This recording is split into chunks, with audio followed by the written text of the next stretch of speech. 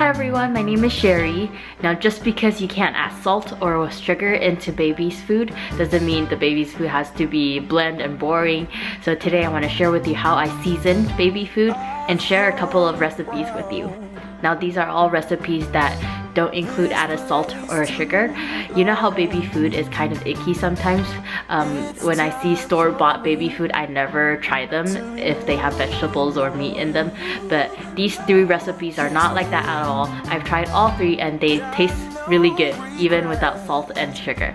The first recipe is a yummy mushroom pasta. The basic ingredients in this recipe is mushrooms, corn, and carrots. So first I start off with some water and a couple of pieces of pasta. Then to that I'm adding some mushrooms, some corn, and some carrots. To season this dish, I'm adding some thyme, some garlic powder, some onion powder, and a piece of bay leaf.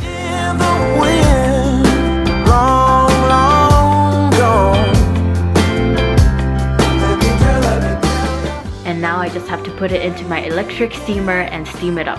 Now I like to use my electric steamer because I like to steam my baby's food instead of boiling it. Boiling it tends to lose a lot of the nutrients into the water. Now if you don't have an electric steamer, you can go back and watch my previous video on how to make baby food without blender. I show you how to use a pot to steam in that video.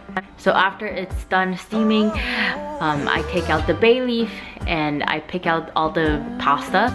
Then I use my immersion blender to blend up the rest of the ingredients. This makes kind of like a sauce to the pasta. If you prefer, you can also just leave it as is.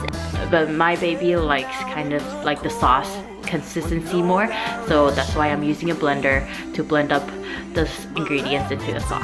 I've tried this one myself. It tastes really good. It kind of tastes like a creamy mushroom soup. The second recipe I want to share with you is a healthy baby pesto pasta. The basic ingredients in this recipe are spinach, apples, avocado, and pasta. So again, I'm starting off with some water and some pasta. Then I'm adding in a ton of spinach and some apples to add sweetness. To season this dish, I'm adding in again some garlic powder, some onion powder, and the key to a pesto, basil.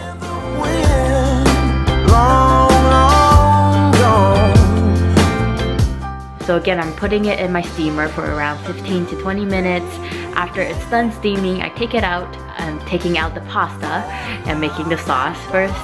So I'm adding in a half of an avocado. This makes the sauce super creamy and yummy.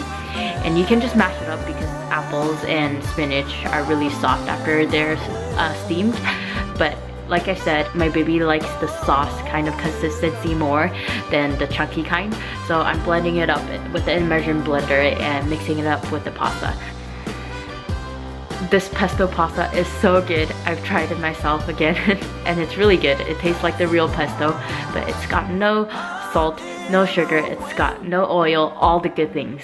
Now I have one more recipe to share with you, but before I do that, if you're liking what you're seeing, please subscribe because I have some more recipes that I plan to share with you. So please like this video, subscribe, and let's get on to the third recipe.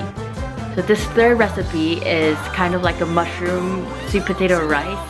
It's got more of a risotto kind of consistency and it's so good.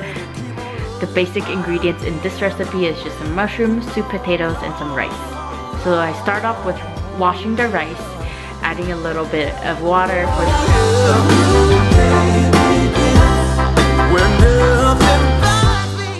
and then I'm using my hands to just peel off little chunks of mushroom into the bowl. I then add some sweet potatoes in for sweetness. The seasoning for this dish is definitely more on the Chinese side. This is a modified version of a dish that we actually eat as adults in our family. So to season this dish, I'm adding in some 5-spice powder, 2 pieces of dried shrimp, and some onion powder. 5-spice powder is a very common seasoning in Chinese cooking. Yes, it is. So again, I'm putting it in my electric steamer. After it's done steaming for about 15 to 20 minutes, I take it out, and this one I didn't blend. I just kind of mix it up and fed it to my baby.